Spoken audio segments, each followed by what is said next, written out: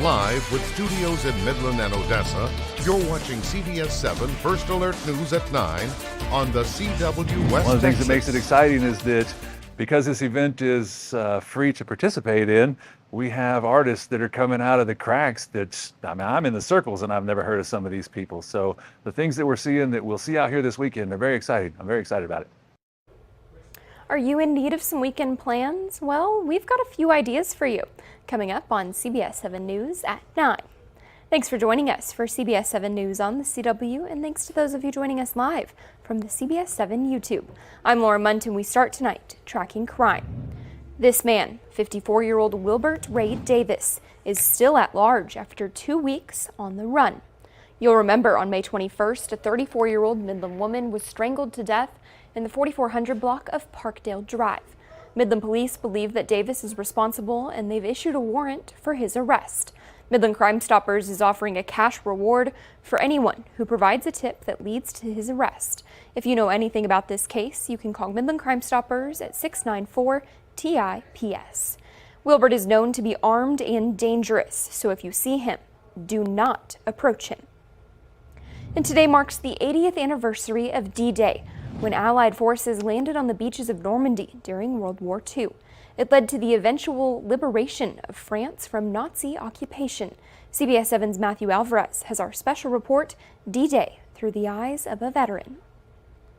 As the years go by, there are fewer opportunities for us to learn about the experiences of veterans during World War II. Lucky for us, one of those veterans lives in the community of Big Spring. We have the honor of hearing firsthand from a hero who, despite the passage of time, vividly recalls the unity and courage that defined one of history's most pivotal moments. J.L. Stevens is a retired carpenter who calls Big Spring home. He lives at the small house located on the campus of the West Texas VA Medical Center. At 98 years old, he enjoys talking to others in his community center. Birdwatching is another hobby of his. But as we turn the clock back 80 years, Stevens still remembers his time in the Navy like it was yesterday. At the young age of 17 and a yearning to follow in the example of his big brother, he signed up for the Navy. A native of Ada, Oklahoma, Stevens only knew ranch life, but soon gained a world of new experience. 2 months of boot camp at 130 degrees. After surviving boot camp in the Southern California heat, Stevens had an idea of what he wanted to do, but the Navy needed him for something else. I wanted to be an electrician. They said, nope, we need gunner's mates. Then it was off to gunnery school for 6 months before getting his assignment to the USS Hamilton.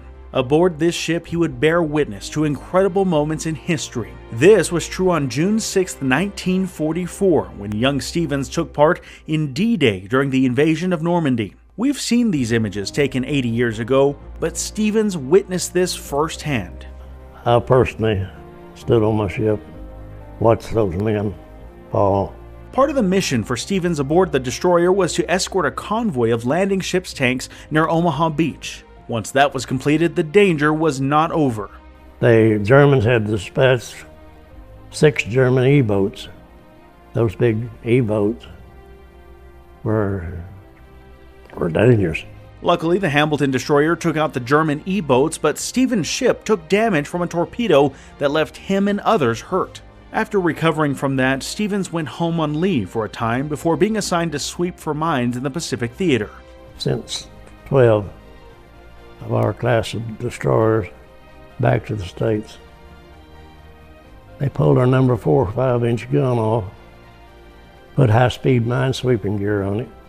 Those aboard the Hamilton were tasked with clearing dangerous mines ahead of large ships. During their time in the Pacific Theater, Stevens took part in the invasion of Okinawa, where they encountered kamikaze pilots. But admittedly, Stevens says they were not easy targets. When they would get down on water level, traveling at a ship, they were hard to shoot at. On top of the enemy threat, Stevens and the crew aboard the ship faced their toughest battle yet against the weather. During one of the typhoons that they encountered, Stevens was charged with steering the massive ship. I caught 6 hours of duty on the wheel during that storm. My Dungaree shirt was just red. On those missions in the Pacific, the war was nearing its end. Stevens had the opportunity to witness another major event in history, this time in Japan. We were assigned to sweep the channel ahead of the Missouri, battleship Missouri, into Tokyo Bay. From the starboard bow of the Missouri, Stevens listened as the war came to a close. But we could see everything that went on. That was the armistice. It was so joyful. We're reminded of the profound service and sacrifices made by Stevens and all who served during World War II. Their bravery and resilience continue to inspire generations. From the beaches of Normandy to the heart of a grateful nation, we salute our veterans. For CBS7 First Alert News, I'm Matthew Alvarez. Thank you, Matthew. Let's talk some oil and gas news now, where the 2024 Shale Energy and Trade Show Conference has come to a close. But new technology could be implemented at any time of the year, especially as new inventions come to play. The company WG Manufacturing makes oil fields and agricultural custom equipment. They started making farming-related equipment in 2009. While working during droughts, they decided to revamp their company, so they turned to the oil and gas industry. Now, 95% of what they do is for the oil and gas, including making the first ever ESP cable and capillary tubing combo. They say their success is all due to their current and future customers. Anything the customer has and wants to design, we can always work with them and try to make their dream become a reality. So, in other words, our slogan is if you can dream it, we can build it. And even though the 2024 Shale Energy and Trade Show Conference has ended, they plan to be back and better next year. For more information on this equipment and the company, you can check out our website, CBS7.com. We're going to take a pause now and talk with your weather forecast with Chief Meteorologist Tom Teefer-Teller. Tom, we're heading into the weekend. It was hot outside today. Is it going to be hot outside tomorrow? Yes, we are going to be looking at temperatures into triple-digit territory. It looks like all the way into the weekend. Beautiful sunset out there. Some of the blow-off from earlier showers and thunderstorms that trickled up into portions of southern Pecos County and Reeves County, well, that has made its way into our sunset. So looking at beautiful conditions in Odessa right now.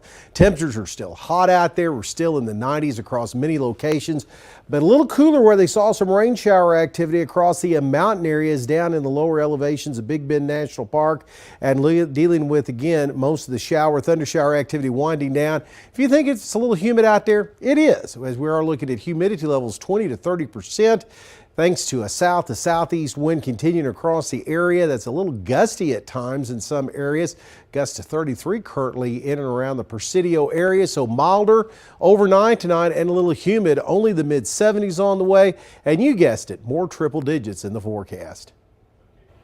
Thank you, Tom. We're looking across West Texas now, where we've been following the town of Sanderson as they continue to come together after severe weather destroyed the area over the weekend. Today, the City of Odessa, the CBS7 Media Group, and the ICA presented a donation of $100,000 to the Sanderson Relief Fund in order to help them continue with their recovery efforts. This was all made possible by the support of local businesses. We're all a community, even though they're a couple of hours away. We're all a community here and always willing to help. That's just West Texas. So the fact that we can help and in their time of need, we're very fortunate to be able to assist. Tomorrow, ICA will be traveling to Sanderson to drop off the check. If you'd like to add to the donation, you can visit ICA advertising at their downtown Odessa location. Some health headlines for you now. Midland Memorial hosted its first bone marrow drive today in order to try and help find the perfect match for anyone in need of a transplant. A bone marrow transplant can help cure diseases like leukemia and sickle cell anemia. Over 700,000 people in the country are in need of bone marrow, and the drive is primarily for people ages 18 to 35. And for some, it presents an opportunity to find a match that they may not even know about. The main thing that we're trying to push is to get people of color to come in. People of color, whether it be Asian, African American, or Hispanic, Latino, have the smallest amount of chances to find a match on the registry. So today we're really trying to find really anybody, whether that be white or any race, we're trying to get them on that registry. The drive will run again tomorrow from 10 to 2 and on Saturday from 9 to 1. If you're interested in finding out more information or looking to donate, you can find details at midlandhealth.org. And the Permian Regional Medical Center Hospital is building a new dialysis center, which means kidney treatment will soon be available to patients. When dialysis patients have to drive to Odessa or Midland 3 times a week for treatment, it adds up fast. The new center makes it so patients can stay in Andrews. And the center will have 13 dialysis chairs and will be able to serve 36 patients a day.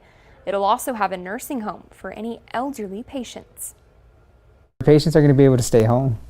They're going to travel a lot less. If a patient requires nursing home, requires to live in a nursing home, we don't have to move them out of the city. They can stay here in town to where they can be visited by their families every day. The new building cost $5.7 million and is expected to open next February. Let's talk some local sports now, where it's been a rough stretch for the Desert Hawks football team. After winning their first 2 games of the season, they've fallen in their last 3.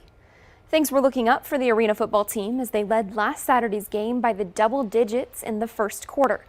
But they ultimately fell short, losing to the Billings 56-49. Head coach Chris Siegfried has a special word that he wants his team to work on heading into the final stretch of the season. Consistency. First of all, we got to get healthy. We're banged up. We've been banged up for a couple of weeks, but we've got to be more consistent in all aspects of our game.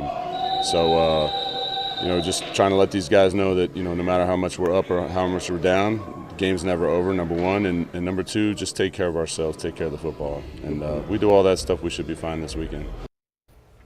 The Desert Hawks will host the Albany Firebirds this Saturday at the Ector County Coliseum. Kickoff is at 7, and you can also catch the game streamed live with CBS7 on KWWT My 30 or on the CBS7 First Alert News app. Before you go out and support the Desert Hawks, consider channeling your inner art lover at a free event. This weekend, Silver's Framery and the Fafa Gallery are hosting the Big Art Pop-Up Fafa Fair.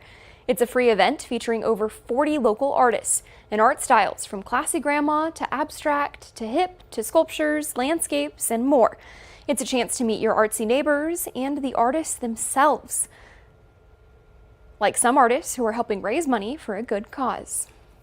Saturday, I will be donating 25% of all my sales to help with the relief effort for people who lost their places of business. You might also meet Midland native Brandon Norman, who's colorblind and is hoping to represent people from all walks of life, no matter their differences. You'll see yourself in different aspects, I guess, like when you see all these different colors, you're not just a black person, a white person, a Spanish person, we're all kind of the same, so. The fair runs from noon to 8 on Saturday in the Fafa Gallery parking lot in Midland. Food and drink vendors will also be on site, and it's both kid and dog friendly. And the month of June marks Pride Month, and right here in West Texas, supporters of Basin Pride came together in the hot West Texas temperatures for a rainbow hike. Take a look. People hiked through the I-20 Wildlife Preserve with face paintings of a rainbow flag, all with one goal: creating a safe space. I have been volunteering for years and have really been inspired by many amazing people I've got to meet through Basin Pride. And Basin Pride is all about bringing the community together. Aguilar says that events like these are also ways for people in the community to seek resources, but most importantly, to know that the LGBTQ community in West Texas is right here. We have a community here in West Texas that is going to stay. We are going to continue to create our monthly social events. We're going to have our resource centers. We are here to stay. If you'd like more information on Basin Pride, you can visit our website, CBS7.com. And still ahead, it's been a hot start to summer, and it's not even officially summer yet. Why experts are concerned about the excessive heat up next.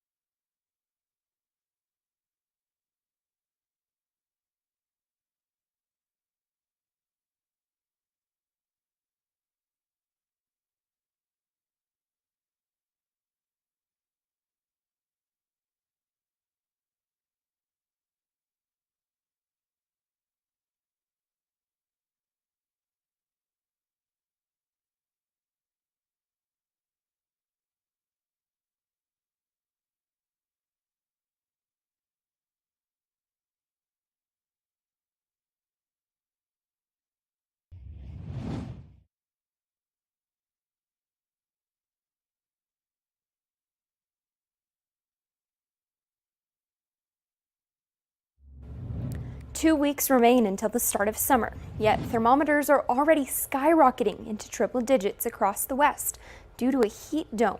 Julia Vargas Jones has more on why excessive heat is so concerning this early in the year. The hots are getting hotter and the wets are getting wetter. A heat dome is on track to usher in the hottest day of the year in the western U.S. so far. Excessive heat warnings are in effect for millions in California, Nevada, Utah, and Arizona. Those who are working outside, those who have disabilities, those who are vulnerable or isolated, heat can present very real dangers. Yet it is a danger that some underestimate. In 2023, Maricopa County, Arizona officials reported 645 heat-related deaths, the deadliest on record. Extreme heat, especially extreme humid heat, is really kind of a silent killer. You don't think about a heat wave as being some sort of visually dramatic weather event in the same sense that a hurricane or a wildfire or a tornado might be, but they actually kill a lot more people. Already this year, multiple heat-related deaths have been recorded, including 4 in El Paso, Texas last weekend. The heat's unprecedented trail of death this year has scorched India and Mexico, and hotter air and oceans fueled rainfall and catastrophic floods globally. The UN Secretary General Antonio Guterres sounded the alarm on the sweltering impacts of climate change. We are playing Russian roulette with our planet, and we need an exit ramp off the highway to climate hell. Records from the EU Climate Monitoring Service show every single month from June 2023 to May 2024 was the hottest such month on record. Our planet is trying to tell us something, but we don't seem to be listening. In Los Angeles, I'm Julia Vargas Jones. Well, we did see a little bit of rain across the area in the mountain areas today. Looks like isolated thunderstorms in the mountain areas again tomorrow, but a lot of heat goes along with it. We'll talk about it coming up next.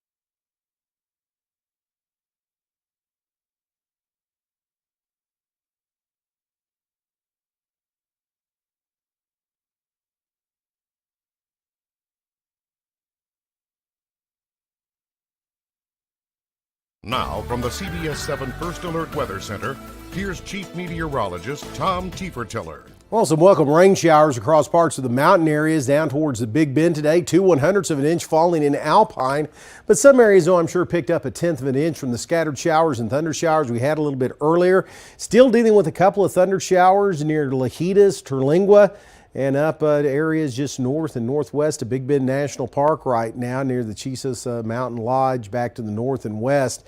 Again, most of the showers are winding down for tonight as we're losing the daytime heating. A little more activity underneath the banner there, trying to move down into the South Plains. We'll see how close that gets. But right now, though, looking at pretty sunset out there and some hot temperatures still into the 90s. A little cooler down in the mountain areas because of the rain, into the 80s across most areas, 90 in Dryden. As we take a look at the ridge of high pressure that's circled up here across portions of the western U.S., that's going to continue to control our weather, even though we'll have an isolated shower, thunder shower possibility, especially in the mountain areas.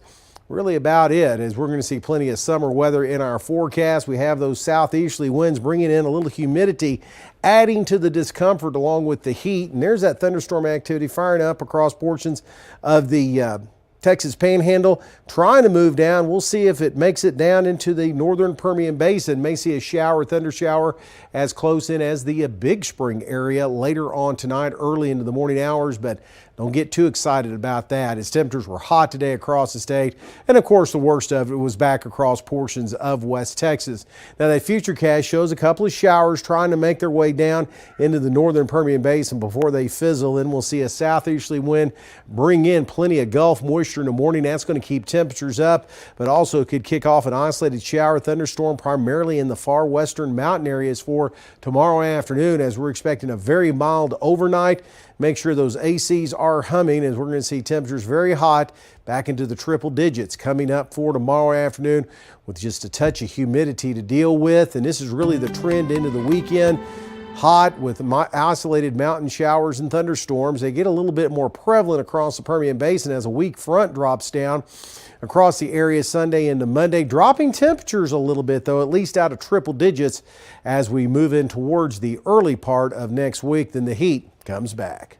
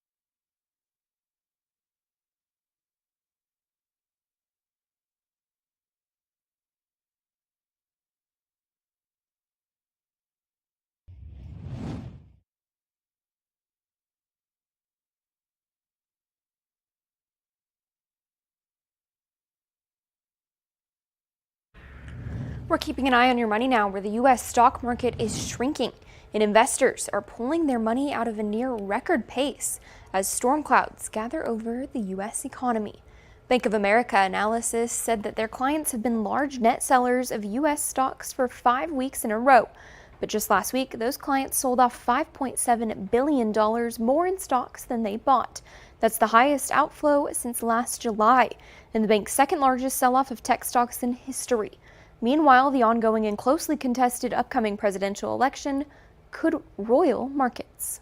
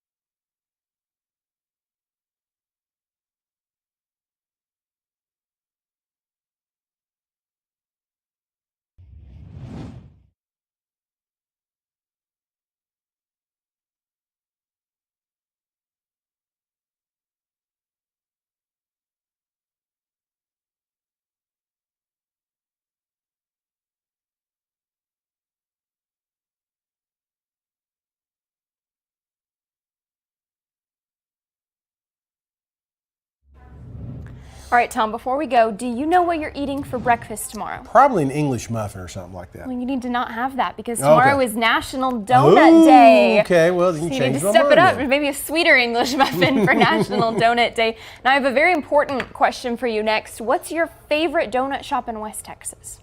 Oh, don't put me on the spot like that. There's some good ones. There are a lot of really good ones. ones. I'm just going to say there's a lot of good They ones. are. They're all fantastic, and I think people have really important opinions on them. Thanks for watching, and get you a donut tomorrow. We'll see you right back here on CBS 7 News at 10.